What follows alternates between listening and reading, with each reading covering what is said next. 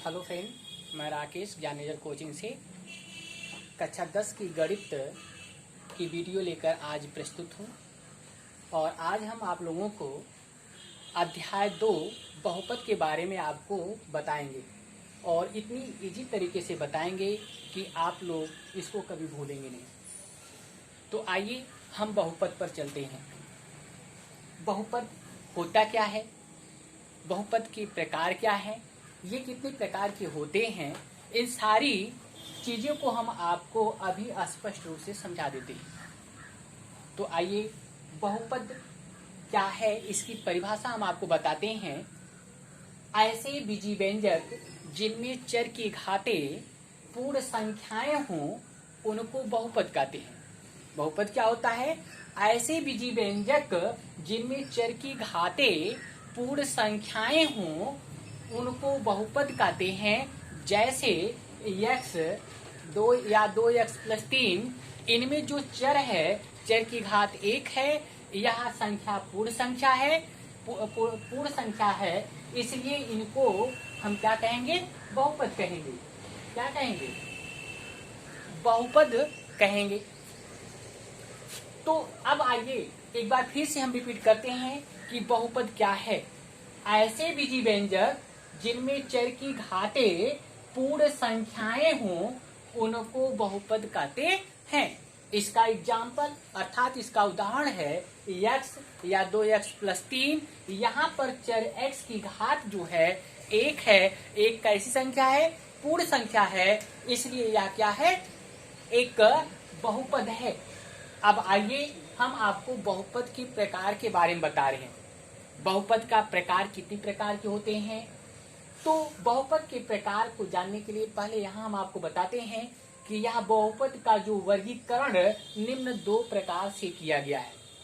बहुपद के प्रकार को जानने के लिए इन बहुपद का वर्गीकरण निम्न 2 प्रकार से किया गया है। नंबर 1 है पदों के आधार पर और नंबर 2 है उनकी घातों के आधार पर।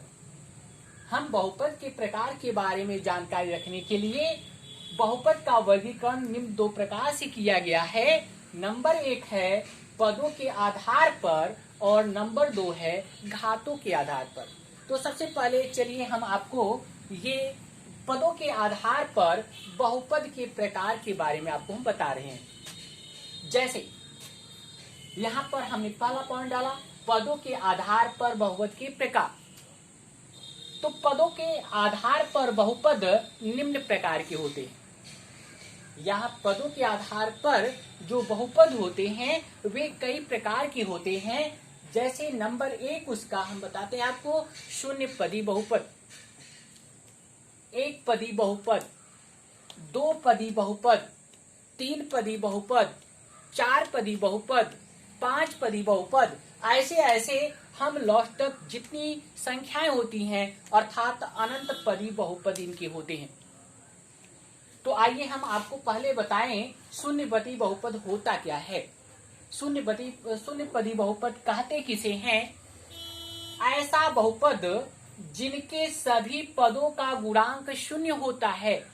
ऐसा बहुपद जिनके सभी पदों का गुणांक शून्य हो उन्हें शून्य पदी बहुपद कहते हैं।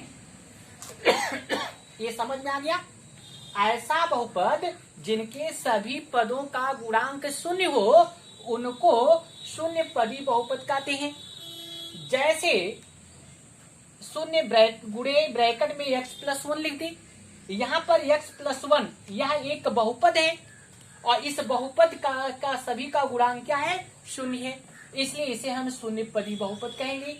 या यूं भी कह सकते हैं शून्य गुणे x प्लस शून्य गुणे 1 कर देंगे तो हम इसे इस प्रकार भी लिख सकते हैं, यह जो बहुपद है इसे हम शून्य पदी बहुपद कहेंगे। क्योंकि इसमें पदों की संख्या शून्य है, इसलिए यह शून्य पदी बहुपद है। अब आते हैं हम आपको एक पदी बहुपद पर बता रहे हैं। एक पदी बहुपद क्या होता है? ऐसा बहुपद जिनमें पदों की संख्या 1 हो। ऐसा बहुपद जिनमें पदों की संख्या कितनी हो? 1 हो, तो उसे हम एक पदी बहुपद कहते हैं। ऐसा बहुपद जिनमें पदों की संख्या कितनी हो, एक हो, उन्हें हम एक पदी बहुपद कहते हैं। जैसे x या 2x हो या 5 हो, इनमें x में भी एक पद है, 2x में भी एक पद है, 5 में भी एक पद है, इसलिए ये सभी एक पदी बहुपद कहलाएंगे। तो एक पदी बहुपद समझ में आ गया कि क्या होता है एक पदी बहुपद। अब आइए हम आपको दो पदी बहुपद बताएं।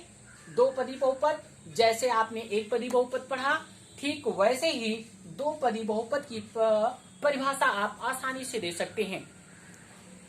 ऐसा बहुपद जिनमें पदों की संख्या 2 हो, ऐसा बहुपद जिनमें पदों की संख्या क्या हो, 2 हो, उन्हें दो पदी बहुपद कहते हैं। जैसे x+1, 3x+5, x+7। तो यहाँ पर x एक पद है और प्लस के बाद एक जो है वह भी एक पद है, तो एक या मिलकर दो पद हो गए। ठीक इसी प्रकार 3x एक पद है और 5 एक पद है, ये एक मिलकर दो पद हो गए। ऐसे ही x एक पद है और 7 एक पद है, दोनों मिलकर के दो पद हो गए, इसलिए इसे हम क्या कहेंगे, दो पदी बहुपद। तो आपने देखा दो पदी बहुपद क्या होता है कि ऐसा बहुपद में पदों की संख्या 2 हो, उन्हें दो पदी बहुपद कहते हैं। ठीक इसी प्रकार से 3 पदी बहुपद, 4 पदी बहुपद, 5 पदी बहुपद या अनंत पदी बहुपद आप परिभाषा दे सकते हैं। ठीक इसी तरह दे सकते हैं। अगर 3 पदी की परिभाषा देना है तो ऐसा बहुपद जिनमें पदों की संख्या 3 हो, 3 पदी होगा। जैसे यहाँ पर हम आपको बता दें, 3 पदी बहुपद में ये आपका हो जाएगा x² + 2x + 1, यह 3 पदी बहुपद का उदाहरण हो जाएगा। माने किसी बहुपद में जितने पद होते हैं वे उतने पदी बहुपद कहलाते हैं। तो ये आपको समझ में आ गया बच्चों कि पदों के आधार पर बहुपद कितने प्रकार के होते हैं। तो पदों के आधार पर बहुपद जो होते हैं अनंत प्रकार के होते हैं, अर्थात जितने उसमें पद होते हैं उतने ही उनके पदी बहुपद कहलाते हैं।